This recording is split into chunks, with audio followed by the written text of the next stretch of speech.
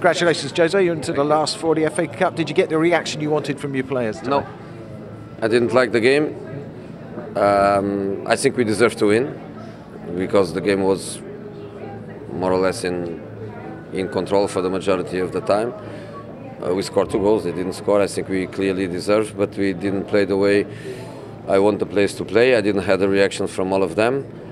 I had a reaction from some of them, and because some of them were mentally strong enough and with football quality to play, was the reason why we won. But a team of 11, when you don't have a minimum of 6-7 players performing and wanting to play, want the responsibility to have the ball, want the desire really to play, because one thing is to play, another thing is to be on the pitch.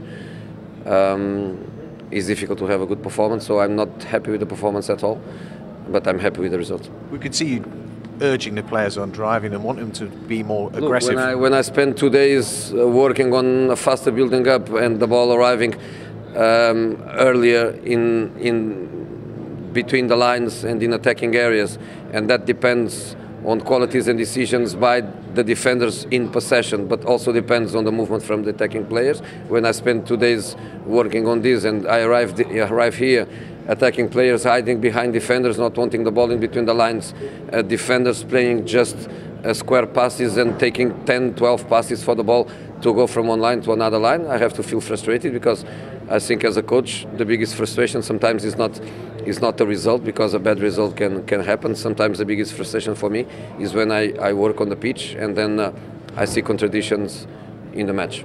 Statistically, there were 2 shots on target. They delivered 2 goals, which is the good thing. But that obviously isn't the return you wanted this evening. No, but statistic is fake. You know, sometimes teams, they have 10 shots, and 8 of them they go to the stands, and one goes in goal, but is an easy shot to save. So for me, statistics don't mean a lot.